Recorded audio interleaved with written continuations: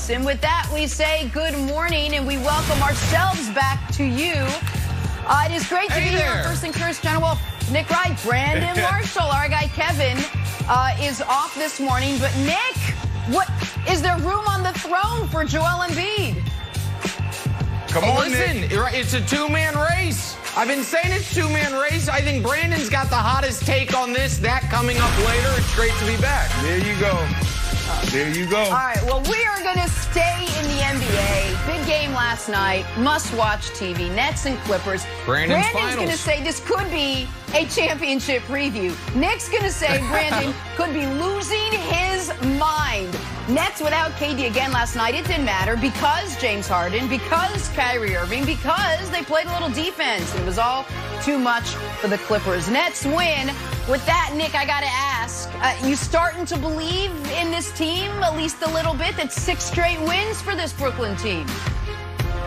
You know, it's a great question, and as I was watching that game last night, the game that Brandon months ago said was going to be the NBA Finals that we get, Clippers, Nets, I thought, you know, I know what the old Nick would say.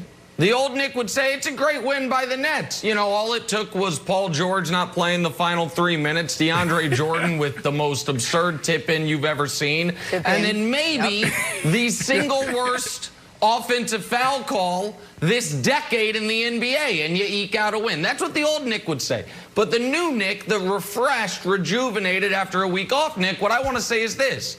That's a great win by Brooklyn, and it's not even the most important thing that happened to them this week, or this past week, and nor is the win over the Lakers. The most important thing that happened to Brooklyn this week was Kyrie Irving taking a step back and saying James Harden's going to be the point guard of this basketball team, and that is going to allow their offense, which was already functioning at a super high level, to function at an even higher level, because James Harden is a better true point guard than Kyrie Irving. So it was a great road trip. It was a spectacular trip to Los Angeles, beating the Lakers and the Clippers. And the Nets have to be feeling great about themselves. Now, Brandon, none of this addresses their issue of defense, nor does it address their issue, here we go. I believe, an inability to stop who they're going to have to stop in Embiid and Giannis. But it's a great road trip. It's a great road trip. They won all 5 games. They beat Phoenix, LA, and LA in 3 straight. It's a great road trip, Brandon. How do you show so much love? I mean, we won 6 in a row. This is the first team in the Eastern Conference that's gone out west, won 5-6 games in a row since 2010. And you want to talk about defense right now? That's what we're going to do right now. Nick, it is over. It's time for you to get on board. Last night, Nick, was a preview of this year's NBA Finals. That's what it was. Nets versus Clippers. Nets beat the Clippers. Nets are way too much. This is a NBA 2K created team. This is unfair, this team, how they're able to score. And you're 100% right. Kyrie Irving continues to have a freakish year. He's playing phenomenal. It's an MVP type year. And James Harden is the key to this. The biggest question going into this season was, who's going to sacrifice? Is James Harden going to be willing to sacrifice and not score as much and take as many shots? That's what he's been able to do. He's been able to touch the ball more and pass the ball way more. Like, this dude isn't even taking shots like he used to do, in Houston. This dude is phenomenal. He's having a phenomenal year. He is the MVP of this team. And we didn't even have KD last night. So, Nick, it's time for you to get on board because these guys have finally figured out their role and they're stepping into their purpose this year. It's amazing. So, let's go, Nets. And so, listen, and they did it without Kevin Durant, which obviously is maybe the most notable part of this whole thing is Durant's nursing that hamstring.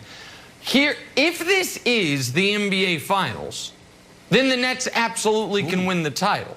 I think they can beat the Clippers in a series. Here is my problem for your Nets, and it's not just about holistically about defense.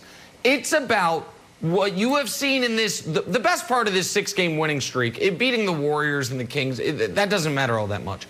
But beating the Suns, who are good, beating the Lakers, who are excellent, they're really good, beating the Clippers, who are close to excellent, those 3 wins are really notable.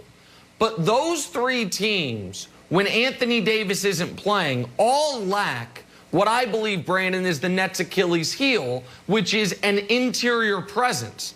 And I know how high you are on Embiid this year. And in the second round of these playoffs, forget the conference finals, in the second round, the Nets are either going to be playing Giannis and the Bucks or Embiid and the Sixers. And then if they get past both of those teams, then in the NBA Finals, I don't think they'll be playing the Los Angeles Clippers. I think they'll be playing the Los Angeles Lakers. And my question to you would be, as good as they're playing right now, are you not a little concerned about Embiid or Giannis or AD being able to have their way with them down on the inside, because they haven't had to face that during this winning streak? Well, first off, we're going to talk about Giannis and the Bucks later on in the show, but I'm definitely not concerned about them. Have you been watching them lately? Joel Embiid. Yeah. Oh, we're going to talk about him later in the show.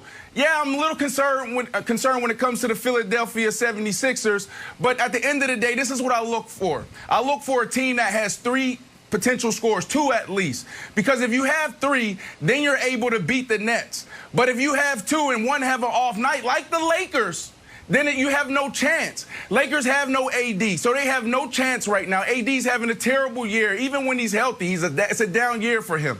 The 76ers, I'm not concerned about Joel Embiid. We'll get past him because they don't have anybody outside of Joel Embiid that can give you 30 a night consistently. Ben Simmons just now getting back healthy. The shooters, yes, they're doing a phenomenal job, but they're not hitting as many threes as they did even last year, but they are efficient. So no, Nick, I'm not concerned about the Lakers. I'm not concerned about the Bucks, and I'm definitely not concerned about the 76ers. All right, well, you said doing it with 2 out of 3. That's exactly what the Nets have been doing, KD, again, sitting out a fourth straight game last night. This big three in Brooklyn, guys, they've only played 7 games together so far. But, Nick, how much better do you think the team can actually get when you get Kevin Durant back? Well, listen, Durant's one of the 3 best players in the world, and they're doing this without him. And what I will say is the big benefit, Brandon, to having a big 3 is one of them can be out and your team can still function at a super high level. That is the difference. But while I will take LeBron and AD over KD and Harden any day of the week, the Lakers' 3rd best player, is it Schroeder? Like who do you want to? Is it Harrell? I don't think it's Harrell. Who would it be? The Nets' 3rd best player is Kyrie. So when the Lakers are without one of their top 2 guys, they're in real trouble. If the Sixers or the Bucks are without one of their top 2 guys, they're in real trouble. The Nets' margin of error is greater. And that, Brandon, is the whole idea behind the big 3 is if somebody gets dinged up, you can still function. You can still compete with the best teams in basketball, as we saw last night. Right, and that was my last point is exactly that. I mean, no KD the last 4 or 5 games, and look what you're seeing, right? You know, you got a guy in KD averaging 29, Kyrie Irving 27, and then you have a guy who's sacrificing the most, and we're not talking about him, James Harden, having an MVP year, although he's not scoring or averaging 35 like he did last year in Houston and the years before that, and James Harden. So, you know, this is a scary team, Jenna. When KD gets back, we'll be fine. These guys are finally stepping into their roles. You have James Harden saying, I am the point guard, to Nick's point. You have Kyrie Irving saying, I'm the shooting guard. I know my role. And then KD is KD. He's